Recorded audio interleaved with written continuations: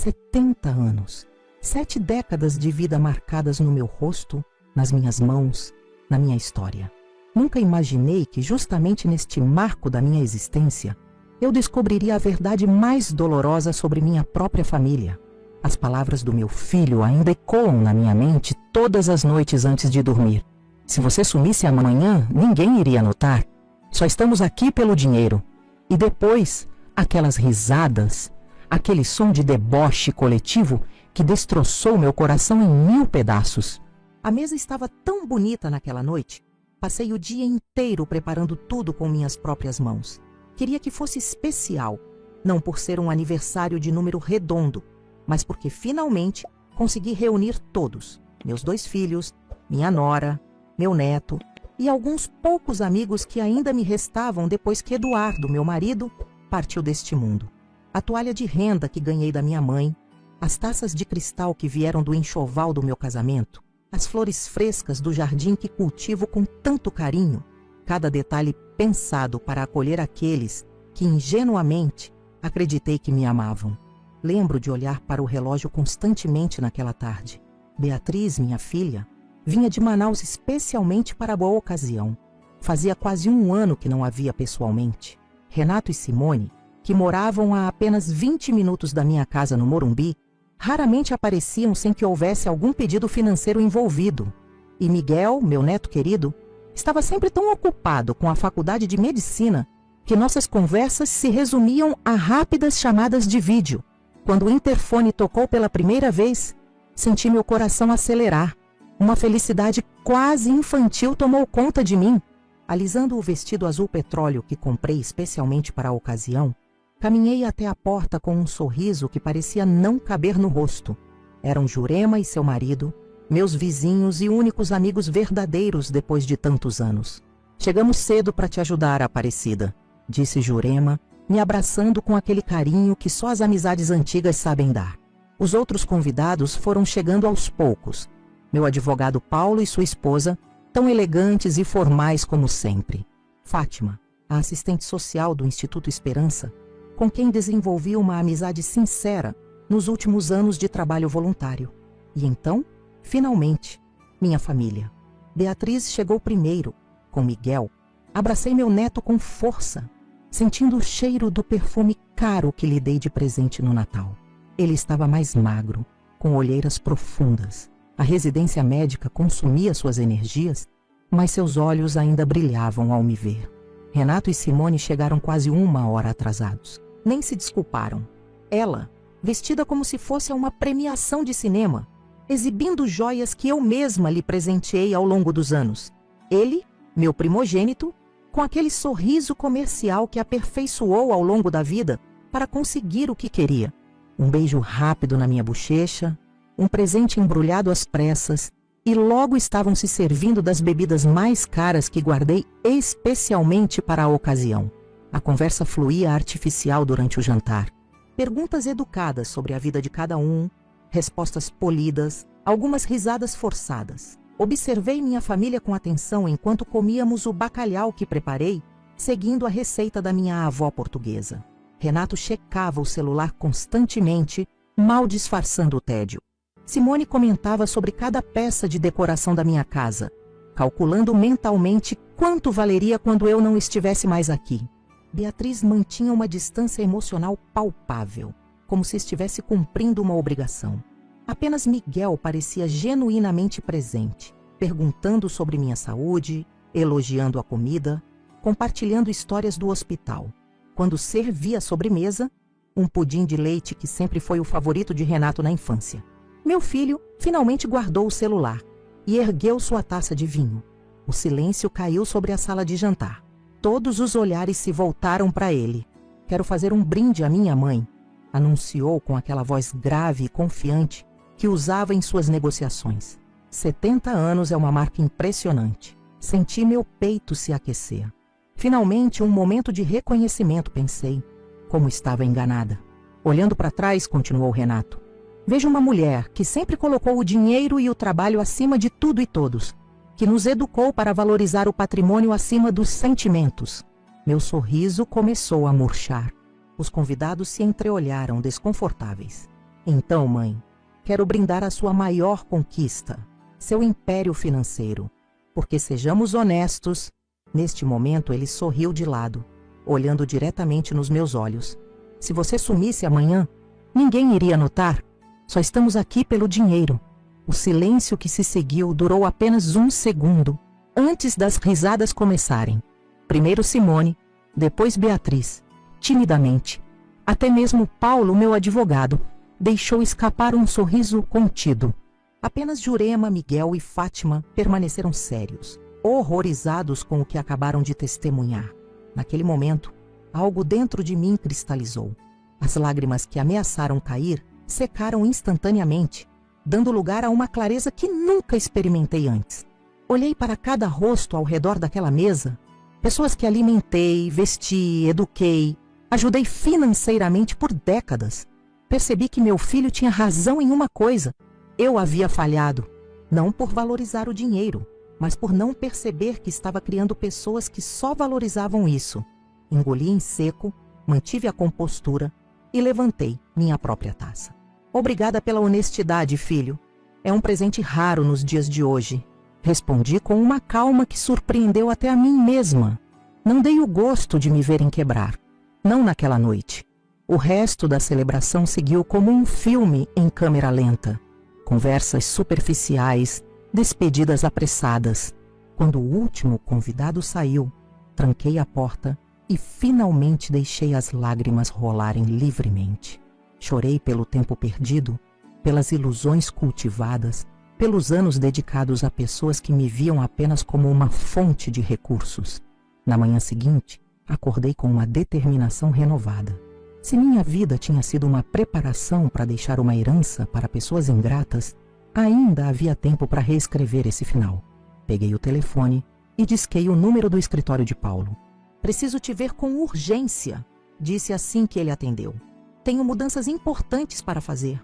Ele pareceu surpreso com meu tom firme, tão diferente da senhora complacente que sempre fui. Aconteceu algo, dona Aparecida? Sim, Paulo. Finalmente abri meus olhos e agora quero que eles abram os deles também. Foi o início da transformação mais significativa da minha vida. Ninguém imaginava que aquelas palavras cruéis na mesa de jantar seriam o gatilho para uma revolução silenciosa que eu estava prestes a iniciar. Uma revolução que provaria que, quando chegasse a hora certa, seria eu quem riria por último. Talvez você esteja se perguntando o que uma senhora de 70 anos poderia fazer para virar o jogo contra filhos ingratos. De onde você está assistindo este vídeo? Deixe sua cidade nos comentários, quero saber quem está acompanhando minha história. Se você está começando a assistir agora, se inscreva no canal Vovó. Lembrou para não perder o desenrolar desta revanche que mudou completamente o rumo da minha família. Naquela noite, depois que todos foram embora, a casa ficou com um silêncio que parecia pesar toneladas. Sentei-me na poltrona da sala, ainda vestida com meu traje de festa, olhando para os restos do meu próprio aniversário. Pratos sujos, taças com marcas de batom, guardanapos amassados. As palavras de Renato tinham se transformado em facas que perfuravam repetidamente meu peito. Se você sumisse amanhã, ninguém iria notar. Só estamos aqui pelo dinheiro. Peguei o porta-retratos que mantinha sobre o console. Uma foto antiga, de quando Renato tinha apenas 7 anos. Eu o segurava nos braços depois de sua apresentação escolar. Ambos sorrindo como se o mundo fosse um lugar perfeito. O que aconteceu com aquele menino de olhos brilhantes que me chamava de mãezinha? Em que momento ele se transformou neste homem cruel que me humilhava publicamente no dia do meu aniversário? Não consegui dormir. Passei a madrugada revirando memórias, tentando identificar onde errei. Talvez tenha sido quando Eduardo faleceu e eu mergulhei no trabalho para sustentar a família. Ou quando cedi a cada capricho material deles, acreditando que coisas poderiam substituir o tempo que não conseguia lhes dar. As joalherias consumiam minhas energias, mas garantiam o futuro deles. Pelo menos era isso que sempre repeti para mim mesma. Quando o sol nasceu, eu já havia tomado minha decisão. Tomei um banho demorado, vesti uma roupa formal e preparei um café reforçado. Se ia iniciar uma guerra, precisava estar bem alimentada e apresentável. Liguei para Luciana, minha governanta. avisando que tiraria o dia de folga. Não queria testemunhas para o que estava prestes a fazer. Às 9 da manhã entrei no escritório de Paulo Rezende. Ele pareceu surpreso ao me ver sem hora marcada. Dona Aparecida, não esperava vê-la tão cedo, especialmente depois da festa de ontem. Precisamente por causa da festa de ontem estou aqui, Paulo, respondi, mantendo a compostura que minha mãe me ensinou a nunca perder em público. Paulo me conhecia há mais de 3 décadas. Foi ele quem cuidou do inventário quando Eduardo faleceu, quem estruturou minhas empresas, quem aconselhou cada grande decisão financeira que tomei. Ele percebeu imediatamente que algo estava diferente. O que aconteceu? Perguntou, indicando a cadeira à sua frente. Contei tudo. As palavras exatas de Renato, as risadas dos convidados, o olhar de superioridade de Simone, o sorriso amarelo de Beatriz. Paulo ouviu em silêncio, as sobrancelhas cada vez mais arqueadas. Isso é inacreditável, murmurou quando terminei. O que pretende fazer? Quero mudar tudo, Paulo. Meu testamento, minhas empresas, minhas propriedades. Quero replanejar completamente meu patrimônio. Nos dias que se seguiram, passamos horas revisando cada aspecto da minha vida financeira. Descobri coisas que nem mesmo eu sabia, como o fato de que Renato havia pedido dinheiro emprestado em meu nome várias vezes nos últimos anos. Paulo, sempre discreto, pagava essas dívidas conforme minha autorização geral para cuidar dos problemas dos meus filhos. Eram principalmente dívidas de jogo, algumas bastante substanciais. Por que nunca me contou sobre isso? Perguntei, chocada com os valores. Você sempre disse que queria poupá-la de preocupações, Dona Aparecida, que confiava no meu julgamento para resolver estas questões. Era verdade. Em minha ingenuidade maternal, acreditei que estava protegendo meus filhos de suas próprias fraquezas. Na realidade, estava alimentando monstros que agora me devoravam viva. Meu primeiro passo foi verificar exatamente quanto de meu patrimônio estava em meu nome e quanto já tinha transferido para meus filhos. Surpreendentemente, eu ainda controlava a maior parte. A casa onde Renato e Simone moravam, as cotas majoritárias das joalherias, os imóveis em Petrópolis, Guarujá e Campos do Jordão. Os investimentos acumulados em 4 décadas de trabalho árduo. Vamos começar gradualmente, aconselhou Paulo. Movimentos muito bruscos podem despertar suspeitas e gerar processos familiares desagradáveis. Concordei.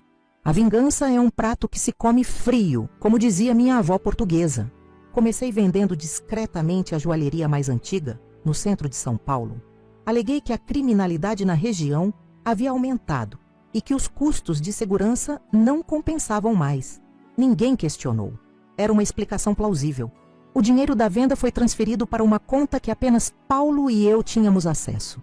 Em seguida, listei o apartamento de Petrópolis com uma imobiliária de confiança. Era um lugar que raramente visitávamos nos últimos anos, então sua ausência não seria imediatamente sentida. As semanas passaram e comecei a notar mudanças no comportamento dos meus filhos.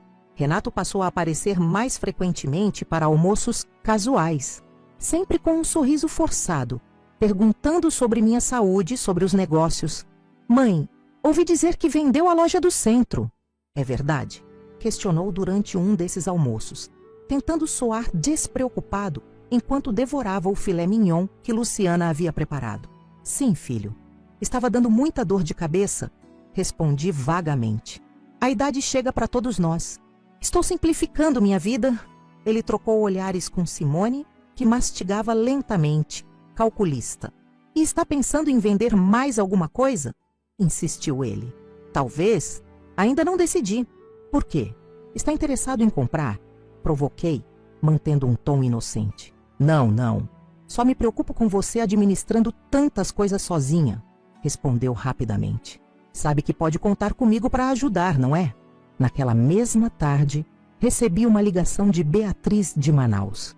Era tão incomum ela me telefonar que quase deixei cair a xícara de chá que segurava. Mamãe, está tudo bem? Renato me ligou preocupado, dizendo que você está vendendo as joalherias. Não todas, querida.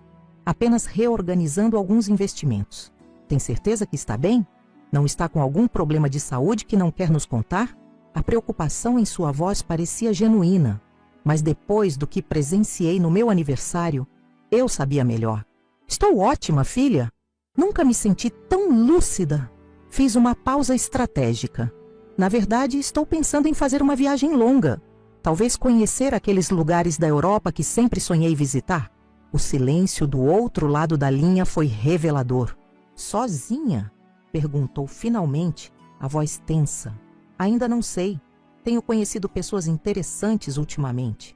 Essa última parte não era mentira. Durante minhas visitas mais frequentes ao Instituto Esperança, reencontrei Antônio Pacheco, um viúvo que conhecia superficialmente dos círculos sociais de São Paulo. Ele era voluntário lá há anos, ajudando crianças carentes com aulas de matemática. Começamos a conversar durante os intervalos, descobrindo interesses em comum. Antônio era gentil, inteligente e me tratava com um respeito que há muito não experimentava. Em uma de nossas conversas, contei-lhe sobre o incidente do meu aniversário.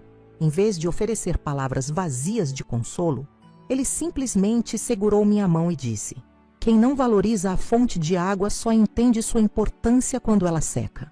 Aquela frase ficou ecoando em minha mente por dias. A fonte não precisava secar completamente. Bastaria mudar seu curso para irrigar jardins mais merecedores. 3 meses depois do fatídico aniversário, já tinha vendido discretamente 4 das 6 joalherias, o apartamento de Petrópolis e a casa de praia no Guarujá. O dinheiro foi cuidadosamente redirecionado. Parte para uma conta no exterior que Paulo abriu para mim.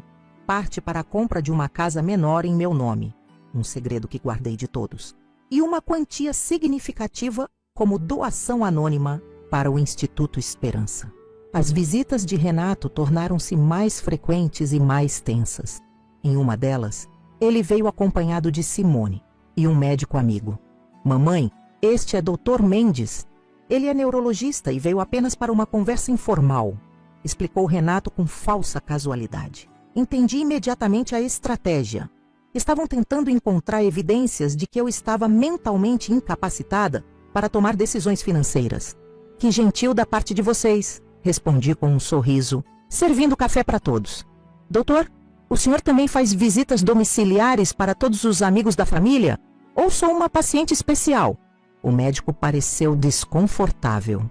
"Seu filho está apenas preocupado com algumas mudanças em seu comportamento, dona Aparecida." "Quais mudanças especificamente? Meu novo corte de cabelo? Ou o fato de estar finalmente exercendo controle total sobre o patrimônio que construí?" Renato interveio rapidamente. "Mãe, você vendeu quase tudo nos últimos meses. Isso não é normal para alguém que sempre foi tão apegada aos negócios da família." "Apegada aos negócios, sim. As pessoas que só estão interessadas no dinheiro que eles geram, nem tanto." Olhei diretamente para meu filho. "O doutor sabe o que você disse no meu aniversário, Renato?" O silêncio que se seguiu foi resposta suficiente. Aquela tentativa frustrada de me declarar incapaz só fortaleceu minha determinação. No dia seguinte, liguei para Paulo. "Quero acelerar o processo", anunciei. "E tenho uma ideia para a etapa final." Nas semanas seguintes, finalizamos a venda das 2 joalherias restantes. Com a ajuda de Fátima, a assistente social, estruturamos uma doação substancial para o Instituto Esperança, com a condição de que o dinheiro fosse usado para construir uma nova ala médica.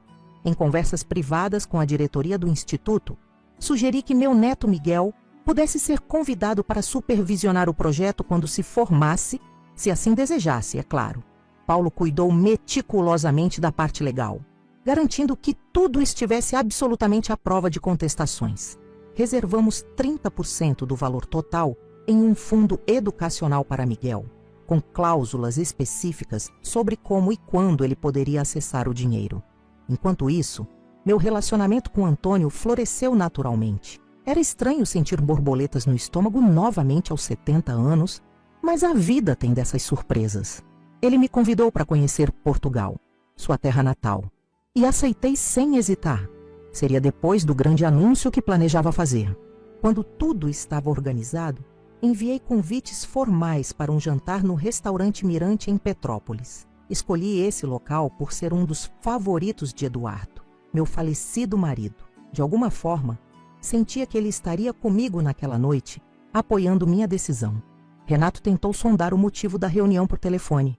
É uma ocasião especial, mãe. Alguma comemoração? De certa forma, sim, respondi vagamente. É uma celebração de novos começos. Pedi a Jurema que chegasse mais cedo ao restaurante. Precisava de pelo menos uma pessoa verdadeiramente do meu lado, quando o caos se instaurasse. Tem certeza disso, Aparecida? Perguntou minha amiga preocupada. Será bastante dramático. Depois do que vivenciei no meu aniversário, um pouco de drama é o mínimo que mereço, respondi, ajustando o broche de safira no meu casaco. Era uma peça antiga, da primeira coleção da minha joalheria. Um símbolo do império que construí sozinha. Enquanto aguardávamos a chegada dos outros, ensaiei mentalmente o que diria. Não por medo ou insegurança, mas para saborear cada palavra que pronunciaria. Afinal, quando se espera 3 meses para servir um prato frio de vingança, é importante que cada garfada seja perfeita. O maître anunciou que minha família havia chegado. Respirei fundo. Segurei a mão de Jurema por um breve momento buscando força e me preparei para dar início ao último ato deste drama familiar que, sem que eles soubessem, já estava com o final escrito. Eles entraram no restaurante como uma pequena procissão. Primeiro Renato, impecável em seu terno italiano, seguido por Simone com um vestido vermelho decotado demais para a ocasião. Beatriz vinha logo atrás, tendo vindo diretamente do aeroporto, com olheiras mal disfarçadas pela maquiagem. Miguel foi o último a chegar, apressado e ainda usando o jaleco do hospital por baixo do blazer. Sinal de que saiu correndo do plantão para estar presente. O maître os conduziu até nossa mesa. Jurema apertou minha mão sob a toalha de linho, um gesto silencioso de apoio que valeu mais que 1000 palavras. Mantive o semblante sereno, como quem não carrega o peso de uma bomba prestes a explodir. Mamãe está deslumbrante, disse Beatriz, beijando minha bochecha. Seu perfume caro invadiu minhas narinas. Um presente que lhe dei no Natal passado. Obrigada, querida. A viagem foi tranquila?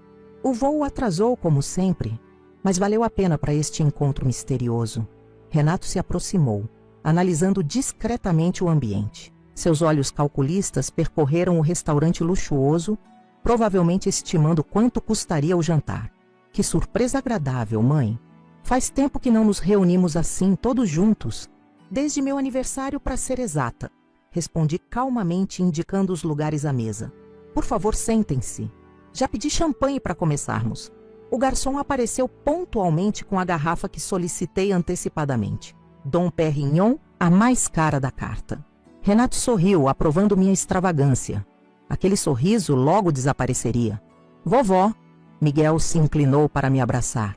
Consegui trocar meu plantão no último minuto. Não perderia isso por nada.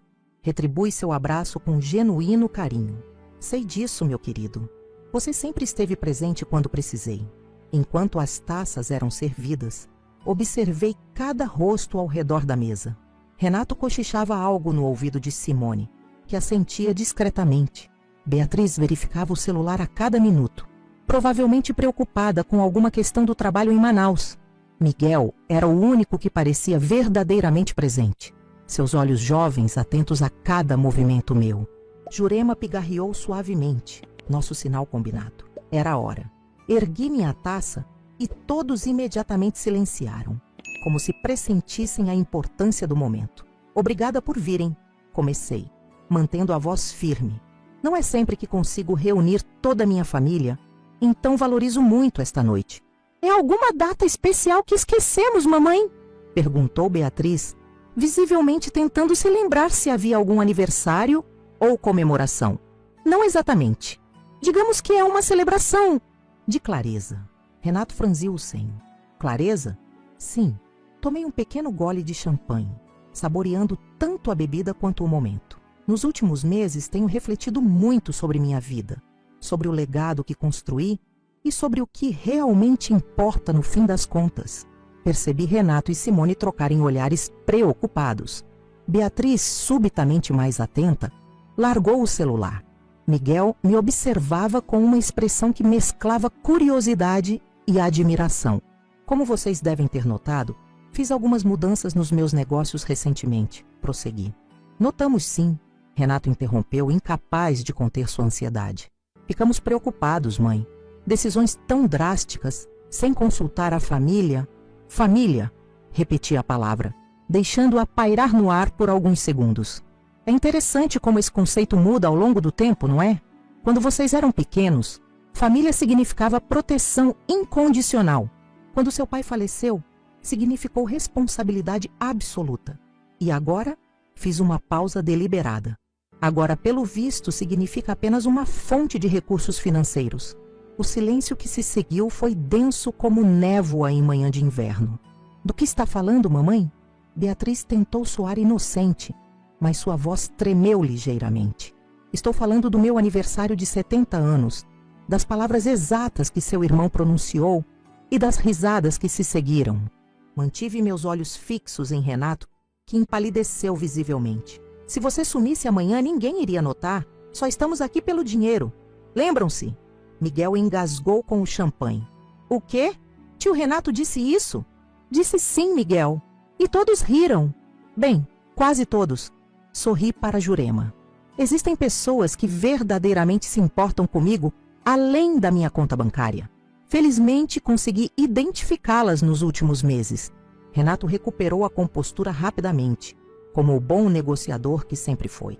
Mãe, aquilo foi uma brincadeira infeliz. Estava um pouco alterado pela bebida. Você sabe como fico depois de alguns uísques?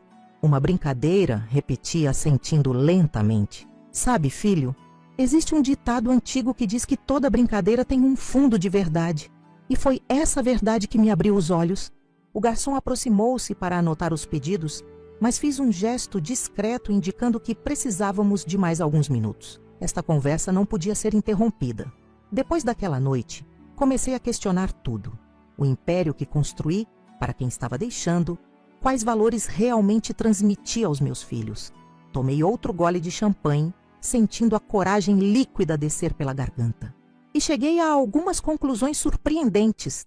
Tirei da bolsa 5 envelopes creme, cada um com um nome escrito em minha caligrafia impecável. Coloquei-os sobre a mesa, alinhados como soldados prontos para a batalha. O que é isso? Perguntou Simone, quebrando o seu silêncio calculado. Clareza? Respondi simplesmente. A clareza que mencionei no início desta conversa. Distribui os envelopes um a um. Renato recebeu o seu com mãos visivelmente trêmulas. Simone arrancou dela quase com raiva. Beatriz hesitou antes de pegar o seu, como se temesse o que encontraria dentro. Miguel aceitou o envelope com a curiosidade respeitosa que sempre demonstrava. O último ficou na minha frente, aquele com o nome de Jurema. Podem abrir, autorizei. O som de papel sendo rasgado ecoou na mesa, misturando-se com a música ambiente do restaurante. O contraste entre a melodia suave de piano e a tensão entre nós era quase cômico. Renato foi o primeiro a reagir, seu rosto passando de pálido para vermelho em segundos. Isso é algum tipo de piada? Não, filho. Como eu disse, estou além das brincadeiras agora. Ele sacudiu o documento em minha direção. Você vendeu a casa? Minha casa? A casa que está registrada em meu nome, onde permiti que você e sua esposa morassem gratuitamente pelos últimos 8 anos. Corrigi calmamente. Sim, a vendi. Os novos proprietários foram muito compreensivos e concordaram em dar a vocês 30 dias para encontrar outro lugar. Simone parecia prestes a desmaiar, seus dedos apertando o documento com tanta força que os nós dos dedos embranqueceram. Não pode fazer isso. Legalmente posso sim. Paulo confirmou tudo meticulosamente. Beatriz observava seu envelope com uma expressão difícil de decifrar. Dentro, havia uma lista detalhada de cada vez que pedi sua presença nos últimos 5 anos. Aniversários, natais, mesmo quando estive brevemente hospitalizada com pneumonia. E suas respectivas desculpas para não comparecer. Ao lado, uma segunda coluna mostrava transferências bancárias que fiz para ajudá-la em diversos momentos. Mamãe, ela começou, mas sua voz falhou. Não precisa dizer nada, querida. Os números falam por si. Miguel abriu seu envelope por último, seus olhos percorrendo rapidamente o conteúdo. Ao contrário dos outros, seu rosto se iluminou. Vovó, isso é incrível. Sorri pela primeira vez naquela noite. Achei que gostaria. Renato arrancou o documento das mãos do sobrinho. O que ela te deu? Deixe-me ver. Era o detalhamento do fundo educacional que criei para Miguel. 30% de todo o meu patrimônio destinado a financiar não apenas a conclusão de seus estudos médicos, mas também projetos de pesquisa que ele quisesse desenvolver. Com uma condição específica, 5 anos de trabalho voluntário no Instituto Esperança. Isso é ridículo! Renato jogou o papel sobre a mesa. 30% para ele e nada para seus próprios filhos? Vamos contestar isso judicialmente, mãe. Você claramente não está em seu juízo perfeito. Contestem à vontade, respondi tranquilamente. Paulo preparou toda a sua documentação. Passei por avaliações psicológicas completas antes de tomar cada decisão. Não há o que contestar. E o restante? Beatriz perguntou, sua voz quase um sussurro. Os outros 70%, para quem ficou? Em vez de responder diretamente, entreguei o último envelope a Jurema. Ela o abriu com cuidado, leu rapidamente e seus olhos se encheram de lágrimas. Oh, Aparecida! O que é? Exigiu Renato. O que ela recebeu? Jurema me olhou, pedindo permissão silenciosa para responder. Assenti. Não recebi nada pessoalmente, explicou ela. Este documento detalha a doação que Aparecida fez ao Instituto Esperança. 70% de todo o seu patrimônio, destinado à construção de uma nova ala médica que atenderá crianças carentes. O silêncio que se seguiu foi absoluto. Até mesmo os sons do restaurante pareceram diminuir. Você deu tudo para a caridade? A voz de Renato era um misto de incredulidade e fúria contida. Não tudo, corrigi. Miguel receberá sua parte quando cumprir os requisitos. E mantive o suficiente para viver confortavelmente pelos anos que me restam. Anos que podem ser muito poucos se continuar tomando decisões insanas como essa, disparou Simone, incapaz de conter sua frustração. Na verdade, continuei, ignorando a tia ameaça velada. Pretendo viver intensamente daqui para frente. Fiz um gesto discreto para o maître, que imediatamente compreendeu o sinal. Segundos depois, Antônio Pacheco se aproximou de nossa mesa.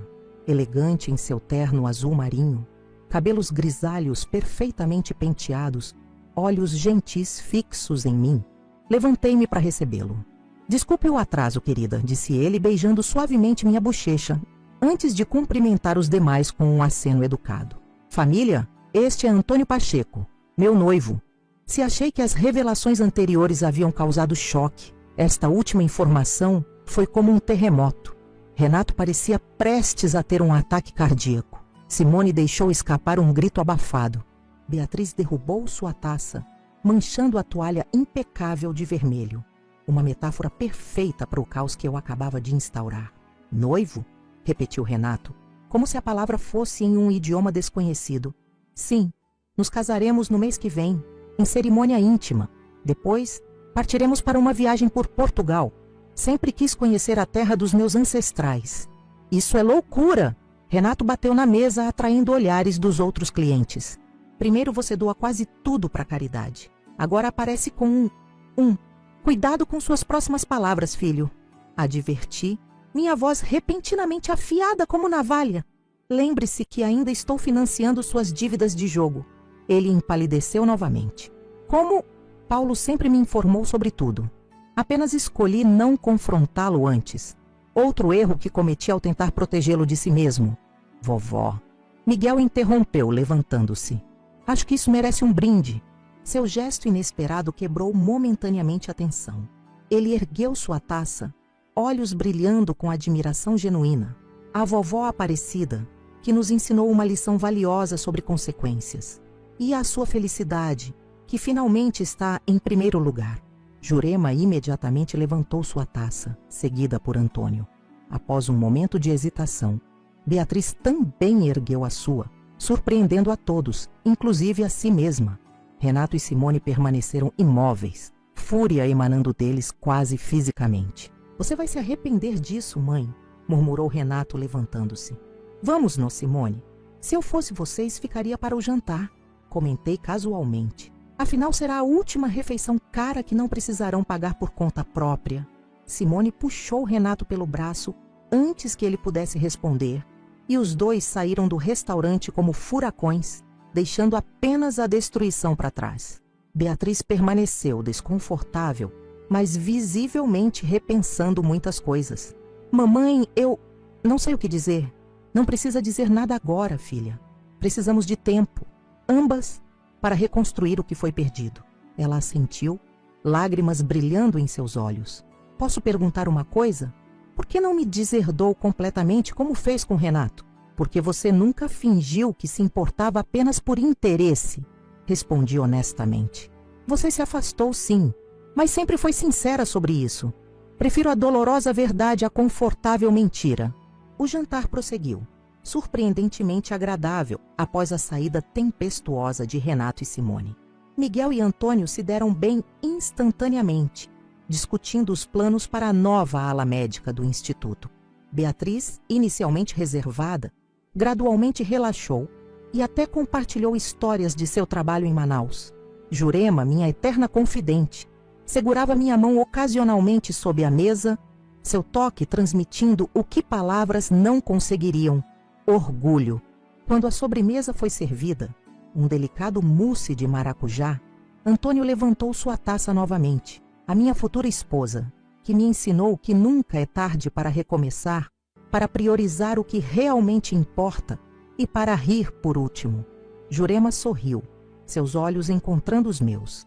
Aparecida parece que notaram sua ausência bem mais cedo do que imaginavam, não é? Aquela noite marcou o verdadeiro início da minha nova vida. Uma vida onde eu finalmente era a protagonista, não apenas a provedora. Uma vida onde meus valores finalmente se alinhavam com minhas ações.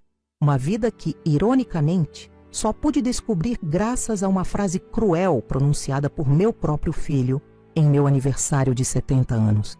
Se você sumisse amanhã, ninguém iria notar. Que engano, meu filho. Que engano. As semanas que se seguiram àquele jantar revelador foram como viver em um filme de drama que eu mesma roteirizei. O restaurante Mirante foi apenas o primeiro ato de uma peça que continuou se desdobrando de maneiras que nem mesmo eu, a arquiteta de toda a situação, poderia prever. Na manhã seguinte, enquanto tomava meu chá de camomila na varanda, o telefone tocou incessantemente. Primeiro Renato, depois advogados que ele contratou às pressas. Em seguida, amigos em comum querendo entender o que estava acontecendo. Deixei que a secretária eletrônica capturasse todas as mensagens. Cada ameaça velada, cada tentativa de manipulação, cada falsa preocupação apenas solidificava minha certeza de que havia tomado a decisão correta. Luciana, minha governanta, entrou na varanda com uma expressão preocupada. Dona Aparecida, seu filho está no portão. Diz que não vai embora até falar com a senhora. Suspirei, pousando delicadamente a xícara sobre o pires de porcelana chinesa. Há quanto tempo ele está lá? Quase 1 hora. Está bastante alterado. Ajeitei meu hobby de seda, passei as mãos pelos cabelos prateados e caminhei calmamente até a entrada da mansão. Através do monitor do interfone vi Renato, desgrenhado com olheiras profundas, a gravata frouxa ao redor do pescoço. Uma imagem bem distante do executivo impecável que sempre fez questão de projetar. Apertei o botão do interfone. Bom dia, filho. Mãe, finalmente. Precisamos conversar. Isso que você está fazendo é loucura. Concordo que precisamos conversar. Mas não hoje. Não nesse estado em que você se encontra. Como assim? Você joga uma bomba dessas ontem e acha que pode simplesmente me deixar esperando? Nossa casa foi vendida. Temos 1 mês para sair. Corrigiu mentalmente mais uma vez. Não era a casa deles, nunca foi, mas mantive a calma.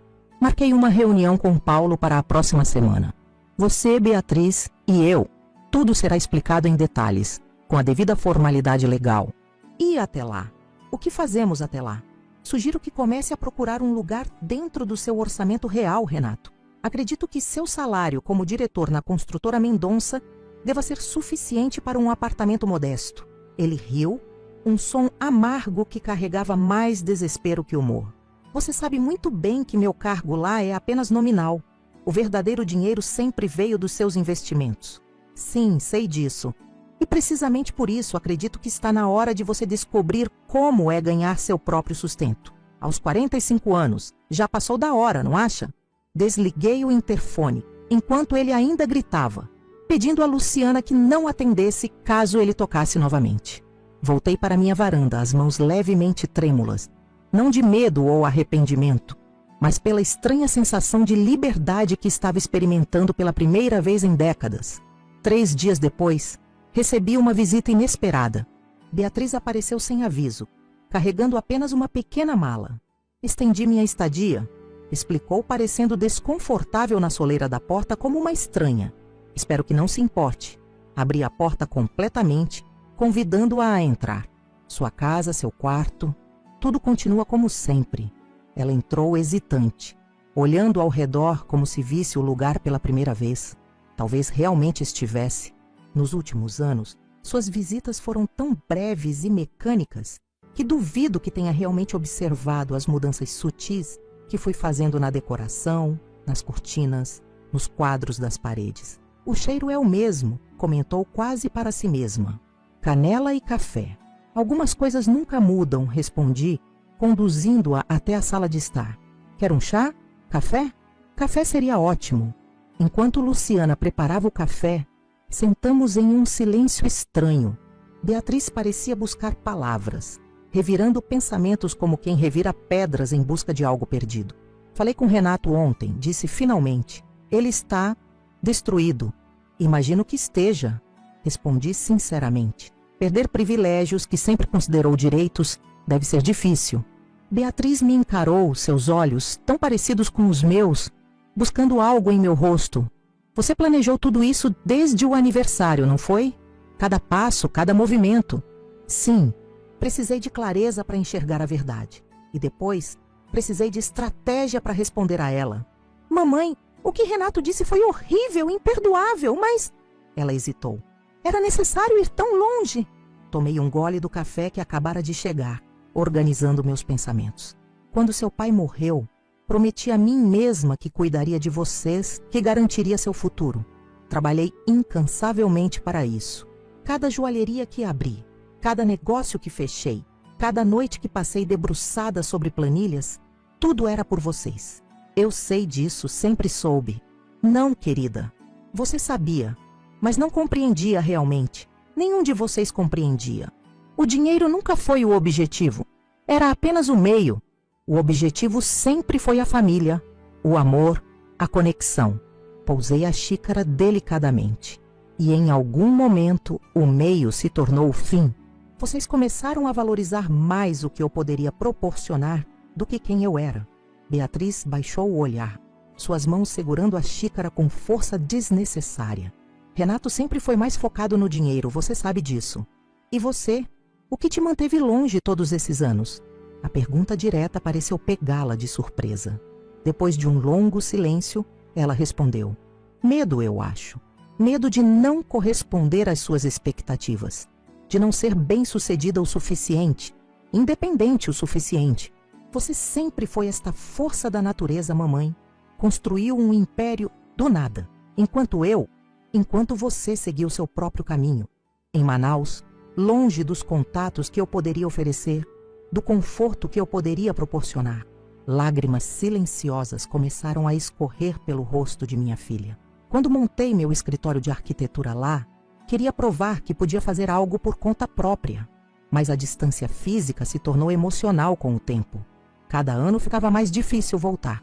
Peguei sua mão, sentindo a maciez da pele que não conhecia o trabalho manual pesado, tão diferente das minhas mãos marcadas pelo tempo e esforço. E agora? O que te trouxe de volta realmente? Ela respirou fundo. Honestamente, no início foi o choque, a preocupação com a herança, todas as reações erradas. Mas depois, sentada no avião, comecei a lembrar coisas. O modo como você penteava meu cabelo antes da escola. Como fazia questão de ler para mim todas as noites, mesmo depois de dias exaustivos. Como sorria orgulhosa na minha formatura. Ela enxugou as lágrimas. Percebi que estava perdendo minha mãe, não por suas ações recentes, mas pelas minhas ausências ao longo dos anos. Algo dentro do meu peito, um nó que nem sabia que carregava, começou a se afrouxar. Nunca é tarde para reconstruir pontes, filha. Mesmo depois de tudo? Das coisas terríveis no jantar de aniversário? Você não disse nada terrível naquela noite. Riu sim, o que me magoou, mas nunca verbalizou o que Renato disse. Mas também nunca defendi você, assenti. Isso é verdade. E é algo com que você terá que conviver. Nosso momento foi interrompido pelo som da campainha. Luciana apareceu, anunciando que o Sr. Paulo havia chegado para a reunião programada. Marcamos para hoje? Perguntei confusa. Não, senhora. Mas ele diz que é urgente. Paulo entrou na sala, pasta de couro debaixo do braço, expressão grave no rosto envelhecido. Cumprimentou Beatriz com um aceno breve antes de se voltar para mim. Desculpe a intrusão, Aparecida, mas temos uma situação que precisa de atenção imediata. O que houve? Ele colocou alguns documentos sobre a mesa de centro. Renato entrou com um processo contestando suas doações e a alteração do testamento. Está alegando coação e incapacidade mental temporária. Beatriz levou a mão à boca, horrorizada. Ele não faria isso. Já fez? Paulo confirmou. E há mais. Contratou investigadores particulares para seguir Antônio, tentando encontrar algo comprometedor. Está convencido de que ele é um golpista interessado em seu dinheiro. Uma risada inesperada escapou de meus lábios, surpreendendo tanto Paulo quanto Beatriz. Oh, a ironia! Meu filho, que vive às minhas custas há décadas, acusando alguém de ser interesseiro. Não é motivo para rir, Aparecida, Paulo advertiu. Isso pode se tornar muito feio, muito público. Deixe que seja, respondi, surpreendendo a mim mesma com a falta de preocupação. Não tenho nada a esconder. Todas as minhas decisões foram tomadas em plena capacidade mental, meticulosamente documentadas por você mesmo. Paulo assentiu, ainda preocupado. Sim, mas processos familiares são desgastantes. A imprensa local certamente terá interesse na história da matriarca das joalherias Fontes em guerra com o próprio filho. As joalherias não existem mais, lembrei. E minha reputação não me preocupa tanto quanto minha paz. Beatriz, que estivera absorvendo tudo em silêncio, subitamente se manifestou. Vou falar com ele, isso tem que parar. Olhei para minha filha com surpresa. Você não precisa se envolver, querida. Preciso sim. Já fiquei tempo demais à margem, deixando tudo acontecer sem me posicionar. Ela se levantou, determinação brilhando em seus olhos. Renato sempre me ouviu, talvez consiga fazê-lo enxergar a loucura que está prestes a cometer. Depois que Beatriz saiu, Paulo se sentou mais perto de mim. Ela tem alguma chance de sucesso? Honestamente, não sei. Renato sempre teve um lado racional, calculista, mas também é extremamente orgulhoso e agora desesperado. Precisamos nos preparar para o pior cenário, aconselhou Paulo. E qual seria esse? Um processo longo, exposição pública, possíveis alegações de que Antônio te manipulou, que o Instituto Esperança exerceu algum tipo de influência indevida. Pensei por um momento, visualizando os possíveis desdobramentos. Se é guerra que Renato quer, Paulo, então guerra ele terá. Mas acho que está subestimando quem realmente sou. Nos dias seguintes, uma tempestade se formou. Como Paulo previu, a notícia do conflito familiar vazou para a imprensa local. Herdeiro contesta doação milionária de empresária a Instituto de Caridade. Filho acusa mãe de 70 anos de incapacidade mental após deserdar família. Guerra de fortunas. O império das joalherias Fontes em disputa judicial. Cada manchete parecia mais sensacionalista que a anterior. Recebi ligações de conhecidos, antigos sócios, até mesmo clientes importantes das joalherias que vendemos.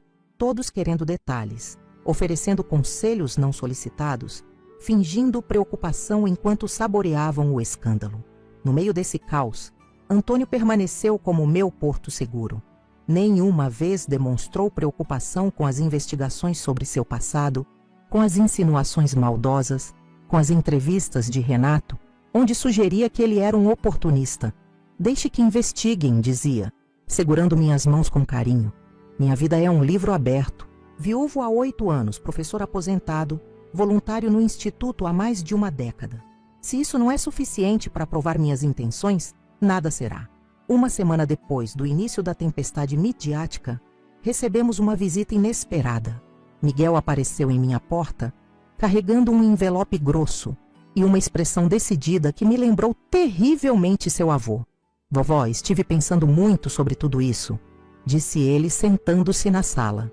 Sobre o fundo educacional que criou para mim, sobre o instituto, sobre o que está acontecendo com nossa família. E chegou a alguma conclusão, querido? Ele abriu o envelope, revelando um maço de papéis meticulosamente organizados. Pesquisei sobre programas médicos voluntários por todo o Brasil. Entrei em contato com o diretor do Instituto Esperança. Desenvolvi um projeto completo para a nova ala pediátrica. Folheei os documentos, impressionada com o nível de detalhe. Plantas arquitetônicas preliminares, orçamentos, cronogramas, até mesmo um esboço de equipe médica necessária. Miguel, isso é extraordinário. Mas por quê? Você ainda está na residência, tem anos pela frente, antes de poder assumir tal responsabilidade. Porque quero provar, para meu tio, para minha mãe, para todos, que não estou interessado apenas no dinheiro. Seus olhos jovens brilhavam com determinação. Quero construir algo significativo, algo que salve vidas, que faça diferença. E quero começar agora, não daqui a anos. Senti um orgulho indescritível. Em meio a toda a lama que Renato estava levantando, este jovem, meu neto, meu sangue, emergia como um farol de esperança para o legado que eu realmente queria deixar. O que precisa de mim? Perguntei. Sua aprovação para iniciar o projeto imediatamente, usando uma parte do fundo. Sei que a condição era trabalhar 5 anos no instituto, mas quero inverter a ordem. Construir primeiro, trabalhar depois. Provar que estou comprometido de verdade. Naquele momento, tomei outra decisão importante. Miguel, vou além de aprovar seu projeto. Vou torná-lo diretor executivo do Fundo Educacional. Você decidirá como o dinheiro será aplicado. Com supervisão de Paulo, claro. Seus olhos se arregalaram. Tem certeza? É muita responsabilidade. Tenho. Se há algo que aprendi recentemente, é a importância de confiar nas pessoas certas. Sorri, sentindo uma paz que não experimentava há meses. E você, meu querido, é definitivamente a pessoa certa. No dia seguinte, a primeira audiência do processo movido por Renato estava marcada. Paulo havia me preparado para um confronto difícil, mas ao entrarmos no fórum, encontramos uma surpresa.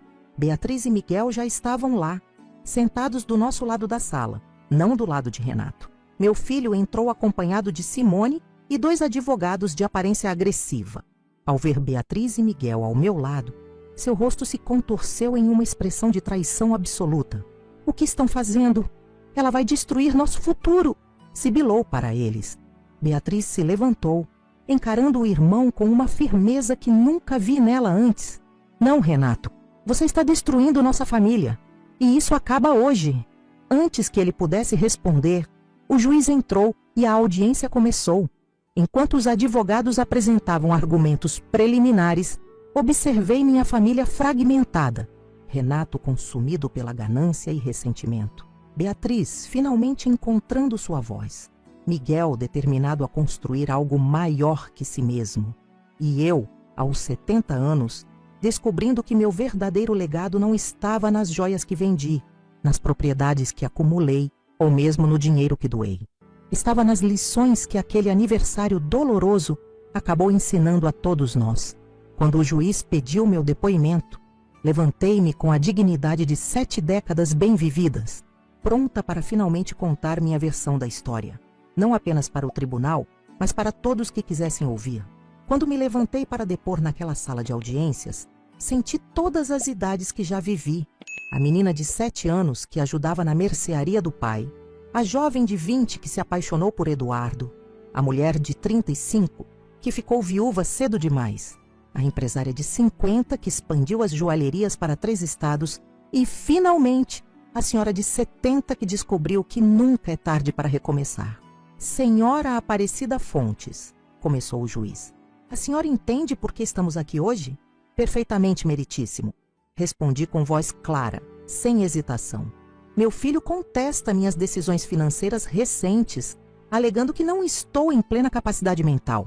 E o que a senhora tem a dizer sobre isso? Ajustei o broche de safira em meu casaco, o mesmo que usei no jantar do Mirante, e encarei diretamente os olhos do magistrado.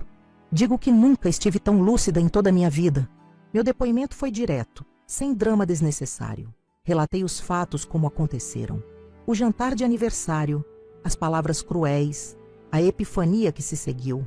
Expliquei detalhadamente cada decisão financeira tomada nos meses subsequentes, a venda gradual das joalherias, a doação planejada, o fundo educacional para Miguel. A senhora tem alguma animosidade contra seu filho? Perguntou o advogado de Renato, um homem magro com olhos de rapina. Nenhuma animosidade, apenas clareza. Há uma diferença fundamental entre punir e deixar de premiar comportamentos prejudiciais. Respondi calmamente. E quanto ao seu noivo? Continuou ele, carregando a palavra de insinuações. Não acha conveniente que ele apareceu justamente quando a senhora decidiu remanejar sua fortuna? Sorri levemente. Antônio Pacheco é voluntário no Instituto Esperança há 12 anos. Conhecemo-nos há mais de uma década nos eventos beneficentes que sempre apoiei. Nossa aproximação recente coincidiu com minhas decisões financeiras, porque ambas nasceram da mesma fonte. Meu desejo de viver autenticamente pelo tempo que me resta. O advogado parecia frustrado com minhas respostas diretas e calmas. Esperava, talvez, encontrar uma senhora confusa, facilmente manipulável ou emocionalmente instável. Em vez disso, enfrentava uma mulher que construiu um império do zero e que, mesmo aos 70 anos, mantinha a mente afiada como as facas japonesas que colecionava. Enquanto respondia às perguntas, observava Renato do outro lado da sala. Seu rosto alternava entre expressões de raiva e desespero. Em um momento específico, quando detalhei as dívidas de jogo que vinha pagando secretamente por anos, ele baixou a cabeça, derrotado. Aquele pequeno gesto me atingiu no peito, não com satisfação, como talvez esperasse, mas com uma pontada de tristeza. Aquele ainda era meu filho, o menino que um dia embalei em meus braços. Após quase 2 horas de depoimento, o juiz pediu uma pausa. No corredor do fórum, Beatriz se aproximou, oferecendo um copo d'água. Você foi incrível lá dentro, disse ela, a admiração sincera em sua voz. Tão forte, tão clara. Não se trata de força, filha. Apenas verdade. Miguel se juntou a nós, ajustando o jaleco que ainda vestia por ter vindo direto do hospital. O juiz parece estar do nosso lado. Os laudos médicos que atestam sua sanidade são inquestionáveis. Paulo se aproximou com uma expressão cautelosa. Renato está querendo conversar. A sós. Confesso que hesitei. Parte de mim temia outro confronto doloroso, palavras que não poderiam ser retiradas. Mas outra parte, talvez a mãe que nunca deixei de ser, ansiava por algum tipo de reconciliação, mesmo que improvável. Onde? Perguntei. Sala de reuniões no final do corredor. Sugiro que eu a acompanhe. Não, Paulo. Preciso fazer isso sozinha. Caminhei pelo corredor de mármore frio, meus saltos baixos ecoando no silêncio. Através da porta entreaberta, vi Renato sentado à mesa de madeira escura, sozinho, sem seus advogados, sem Simone. Parecia menor de alguma forma, como se tivesse encolhido sob o peso de suas próprias ações. Posso entrar? Perguntei suavemente. Ele ergueu os olhos, vermelhos e inchados. É sua prerrogativa, não é? Você controla tudo agora. Entrei e fechei a porta, sentando-me à sua frente. Por alguns momentos apenas nos olhamos, mãe e filho, separados por décadas de mal-entendidos e expectativas não verbalizadas. Por que está fazendo isso comigo? Perguntou finalmente, sua voz quebrando. Depois de tudo que construímos juntos. O que construímos juntos, Renato? Seja honesto, pelo menos agora. Ele desviou o olhar. As joalherias, o patrimônio da família. Não, filho. Eu construí as joalherias sozinha depois que seu pai morreu. Você ocupou cargos cada vez mais altos porque eu os criei para você, não porque os conquistou. Isso não é justo. Trabalhei duro. Trabalharia nas mesmas posições, com os mesmos salários, sem o sobrenome Fontes, sem sua mãe como proprietária. Seu silêncio foi resposta suficiente. Renato, não estou fazendo isso para puni-lo. Estou fazendo isso porque, aos 70 anos, percebi que falhei como mãe ao não lhe ensinar o valor do trabalho, da independência, da humildade. Agora é tarde demais para lições de moral. Retrucou amargamente. Nunca é tarde demais. Você tem 45 anos, saúde, educação, contatos. Pode reconstruir sua vida de maneira honesta, baseada em seu próprio mérito. Ele riu, um som oco. Enquanto você doa minha herança para estranhos e se casa com um velho que mal conhece. Miguel não é um estranho, é seu sobrinho, meu neto. E o Instituto beneficiará milhares de crianças que nunca tiveram uma fração das oportunidades que você teve. Fiz uma pausa, escolhendo cuidadosamente minhas próximas palavras. Quanto a Antônio, ele me vê como mulher, não como uma conta bancária. A diferença é sutil, mas fundamental. Algo em minhas palavras pareceu finalmente atingi-lo. Seu rosto se contraiu, lágrimas surgindo nos cantos dos olhos. Naquela noite, no seu aniversário, eu não queria dizer aquilo, mas disse, e todos riram. Eu estava bêbado, frustrado. Tínhamos acabado de perder aquele contrato com os argentinos. Simone estava pressionando por uma casa maior, as dívidas. Entendo as circunstâncias, filho, mas palavras têm poder. E aquelas palavras revelaram uma verdade que ambos precisávamos enfrentar. Um silêncio pesado se instalou entre nós. Pela janela, podia ver o céu de São Paulo, cinzento, carregado, prometendo uma tempestade que ainda não se decidira a cair. "O que você quer de mim agora?" perguntou finalmente. "Quero que retire o processo. Não por mim, mas por você. Este caminho só trará mais dor, mais exposição, mais vergonha. E no final, o resultado será o mesmo. E se eu não retirar? Então lutaremos nos tribunais. Mostrarei cada nota fiscal de suas dívidas que paguei, cada empréstimo nunca devolvido, cada apartamento e carro comprados com meu dinheiro. Exporei tudo, Renato. Não por vingança, mas porque a verdade precisa vir à tona para que possamos todos seguir adiante." Ele baixou a cabeça derrotado. "E depois? Se eu retirar o processo, o que acontece conosco?" Foi uma pergunta que não esperava. O primeiro vislumbre do filho que conheci, do menino que um dia se preocupava com nossa relação, não apenas com meu dinheiro. "Depende de você", respondi honestamente. "Estou disposta a reconstruir nossa relação, mas com bases diferentes. Não mais como sua provedora, mas como sua mãe. Não mais como seu banco, mas como sua conselheira, se assim desejar. E Simone, nossa casa? A casa foi vendida, isso não mudará. Mas posso ajudá-los a encontrar um apartamento para alugar adequado ao orçamento de vocês. E posso oferecer um emprego real para você. Não nas joalherias que não existem mais, mas no instituto. Sua experiência em administração seria valiosa lá." Ele ergueu a cabeça surpreso. "Você me oferece trabalho na instituição que recebeu o dinheiro que deveria ser meu? Ofereço a oportunidade de participar de algo significativo, de construir seu próprio caminho e de entender que aquele dinheiro nunca foi seu por direito. Era meu para decidir como o utilizar." A audiência recomeçaria em 15 minutos. Levantei-me, alisando meu conjunto de casaco e saia. "Pense no que conversamos, Renato. A decisão é sua." Voltei para o corredor onde Beatriz, Miguel, Paulo e Antônio aguardavam ansiosamente. "E então?" perguntou Paulo preocupado. "Demos o primeiro passo." Respondi simplesmente. "O resto depende dele." Quando a sessão recomeçou, o juiz já parecia inclinado a decidir a meu favor. Os laudos médicos eram conclusivos, a documentação legal impecável, meu depoimento coerente. Então, para surpresa de todos, Renato pediu a palavra. "Meritíssimo", disse ele, levantando-se. "Gostaria de retirar o processo." Um murmúrio percorreu a sala. Os advogados de Renato pareciam atordoados. Simone, sentada na primeira fileira, empalideceu visivelmente. "Tem certeza, senhor Fontes?" perguntou o juiz, igualmente surpreso. "Absoluta. Minha mãe está em perfeita sanidade mental. As decisões que tomou são dela para tomar. Lamento ter desperdiçado o tempo do tribunal." Após alguns procedimentos formais, o caso foi encerrado. No saguão do fórum, repórteres aguardavam, ansiosos por detalhes do escândalo familiar. Renato os ignorou, aproximando-se timidamente do nosso pequeno grupo. "Obrigado", disse simplesmente. "Por tudo." "É um começo", respondi, permitindo-me um pequeno sorriso.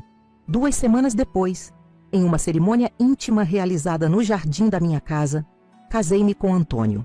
Foi uma celebração simples, com apenas algumas dezenas de convidados.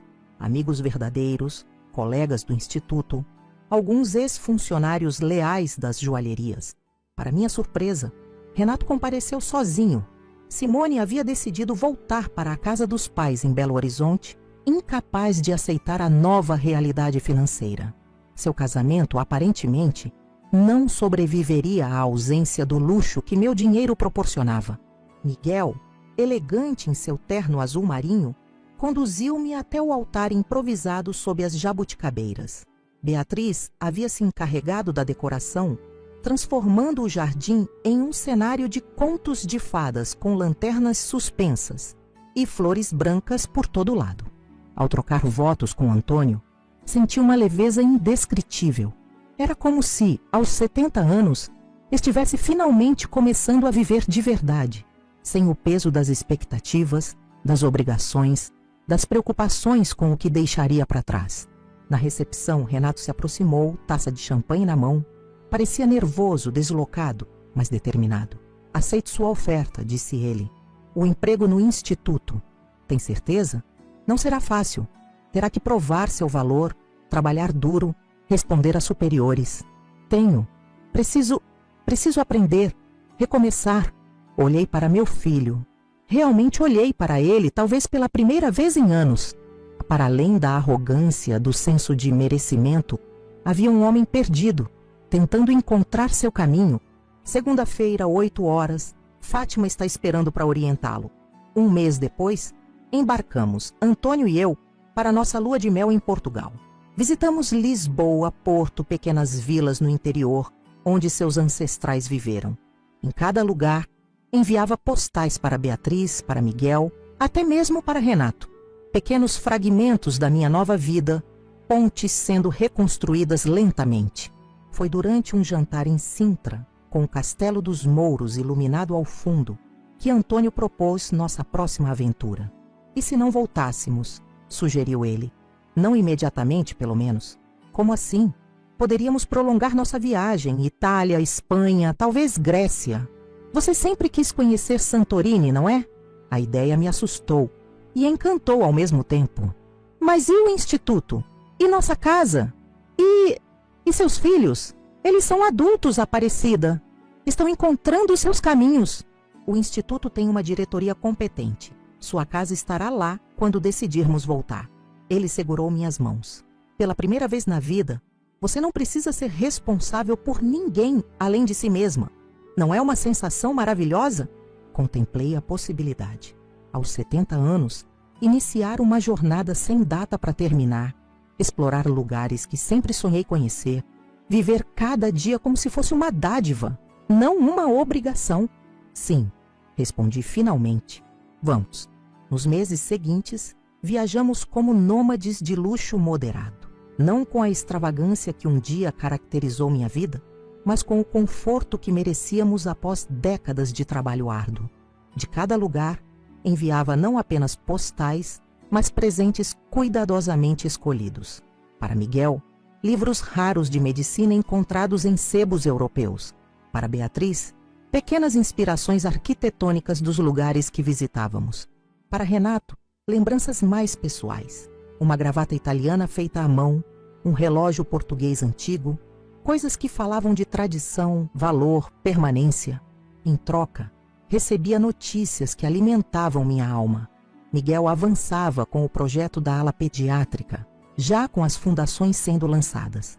Beatriz decidira abrir um escritório em São Paulo, reconectando-se com suas raízes. E Renato, surpreendentemente, destacava-se no instituto, seu conhecimento de administração e finanças revelando-se verdadeiramente valioso quando aplicado a uma causa nobre. Numa manhã ensolarada em Santorini, enquanto tomávamos café em uma varanda com vista para o mar azul turquesa, recebi uma foto que Jurema enviou por mensagem. Mostrava a fachada do Instituto Esperança, onde uma nova placa havia sido instalada. Ala Pediátrica Aparecida Fontes, em construção. Ao lado da placa, 3 figuras familiares, Miguel, Beatriz e Renato, sorridentes, unidos por um propósito maior que suas diferenças. Mostrei a foto para Antônio, incapaz de conter as lágrimas que escorriam livremente. Valeu a pena, murmurei. Tudo valeu a pena. Naquele momento, contemplando o infinito azul do mar Egeu, entendi a verdadeira lição daquela noite dolorosa do meu aniversário de 70 anos. Às vezes precisamos perder tudo, ou acreditar que perdemos, para descobrir o que realmente importa. Às vezes as palavras mais cruéis podem desencadear as transformações mais necessárias. E às vezes O melhor presente que podemos dar aos nossos filhos não é dinheiro, propriedades ou privilégios, mas a chance de descobrirem sua própria força, seu próprio valor, sua própria capacidade de construir algo significativo com as próprias mãos. Em breve, voltaríamos ao Brasil. Havia um casamento para planejar. Beatriz havia conhecido alguém especial. Havia uma ala pediátrica para inaugurar. Havia reconciliações ainda incompletas para nutrir. Mas agora, eu sabia que retornaria não como a matriarca controladora que um dia fui, mas como uma mulher que finalmente aprendeu a mais importante das lições, que viver plenamente é o único legado que realmente importa.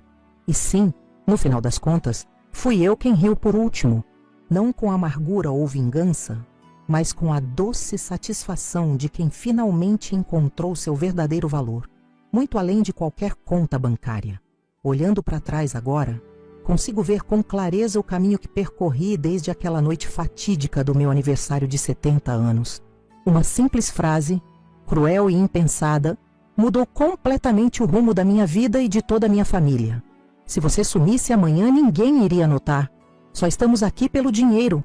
Palavras que rasgaram meu coração, mas que também me libertaram de décadas de ilusões cuidadosamente cultivadas. Quando Renato pronunciou aquelas palavras, ele não imaginava que estava plantando a semente da maior transformação que nossa família jamais experimentaria. Não sabia que, em vez de me destruir, aquela humilhação pública me daria forças para finalmente tomar as rédeas da minha própria vida. Durante 70 anos, vivi para os outros. Primeiro como filha obediente, depois como esposa dedicada, em seguida como mãe abnegada e, finalmente, como a matriarca responsável por manter o império financeiro que construí do zero após a morte de Eduardo. 70 anos colocando as necessidades, os desejos e as expectativas alheias acima das minhas próprias. Foi preciso um golpe devastador, desferido pela pessoa que mais amei e protegi, para que eu finalmente enxergasse a verdade. Não era amor o que unia nossa família, mas interesse. Não era respeito o que meus filhos sentiam por mim, mas dependência calculista. Não era gratidão o que demonstravam, mas expectativa insaciável. O plano que elaborei nos 3 meses seguintes àquele aniversário não foi movido por vingança, como muitos pensaram. Foi um ato de amor. Amor próprio que descobri tardiamente. E amor verdadeiro pelos meus filhos, que precisavam urgentemente aprender o valor do trabalho, do esforço, da independência. Vender as joalherias, doar 70% do patrimônio ao Instituto Esperança, criar um fundo educacional para Miguel, deixar Renato e Simone sem a casa luxuosa que lhes emprestei por anos. Cada decisão foi cuidadosamente pensada, cada movimento estrategicamente planejado. Não para punir, mas para corrigir. Não para ferir, mas para curar feridas que nem sabíamos que existiam. O jantar no restaurante Mirante, onde finalmente revelei meu plano, foi apenas o começo da jornada. Quando vi o choque nos rostos deles, especialmente de Renato, não senti prazer ou satisfação. Senti esperança. Esperança de que, finalmente confrontados com a realidade de seus próprios comportamentos, pudessem crescer, mudar, evoluir. O processo judicial que Renato iniciou contra mim foi, talvez, o momento mais doloroso de toda essa saga. Ver meu próprio filho tentando me declarar mentalmente incapaz, investigando meu noivo Antônio, expondo nossa vida privada aos tabloides, foi como sentir aquela faca do aniversário girando mais fundo no meu peito. Mas mesmo ali, mantive minha resolução. Sabia que estava no caminho certo, por mais difícil que fosse.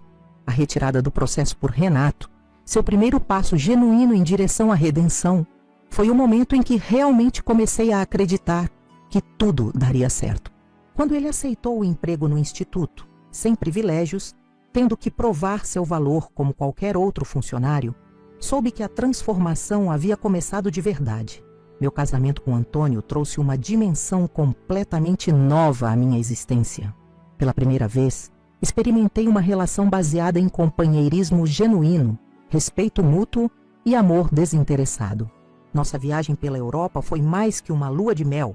Foi uma redescoberta de mim mesma, uma celebração da liberdade que finalmente conquistei aos 70 anos de idade. Ver Beatriz retornando a São Paulo, reconectando-se com suas raízes, abrindo seu próprio escritório de arquitetura, sem depender do meu dinheiro ou influência, encheu meu coração de orgulho. Observar Miguel liderando o projeto da ala pediátrica com paixão e competência confirmou que meu neto havia herdado o melhor de nossa família, a capacidade de trabalhar incansavelmente por algo em que acredita. E Renato, meu primogênito, aquele que mais me magoou e que mais precisava mudar, vê-lo aplicando seus talentos genuínos em uma causa nobre, construindo seu próprio caminho sem muletas financeiras, foi a maior recompensa que poderia receber. Aquela foto que Jurema me enviou, mostrando meus 3 descendentes unidos em frente à placa da ala pediátrica Aparecida Fontes, cristalizou tudo o que eu esperava alcançar. Não um monumento ao meu ego ou uma perpetuação do meu nome, mas um legado de valores reais: trabalho, propósito, generosidade. Quando voltamos ao Brasil, após meses viajando, encontrei uma família transformada, não perfeita. Ainda havia arestas a serem aparadas, confiança a ser reconstruída, hábitos a serem mudados, mas os alicerces estavam lá, sólidos como nunca antes. No casamento de Beatriz, tive a honra de vê-la radiante, apaixonada por um homem que a amava por quem ela era, não pelo sobrenome que carregava. Miguel, já formado, dividindo seu tempo entre o hospital e o instituto, salvando vidas e construindo um futuro melhor para crianças que nunca tiveram as oportunidades que ele teve. E Renato, mais magro, mais humilde, com uma nova luz nos olhos, a luz de quem finalmente encontrou significado além das posses materiais. A inauguração da ala pediátrica foi o momento em que tudo se encaixou. Cercada por minha família reconstruída, por Antônio, meu companheiro de alma, por crianças cujas vidas seriam transformadas pelo trabalho que realizaríamos ali, entendi que havia conseguido. Havia transformado a pior noite da minha vida, aquele aniversário de 70 anos, na melhor decisão que já tomei. Se você está assistindo esta história, talvez esteja enfrentando sua própria versão desse dilema. Talvez alguém que você ama tenha te magoado profundamente. Talvez esteja preso em relacionamentos baseados em interesse, não em amor verdadeiro.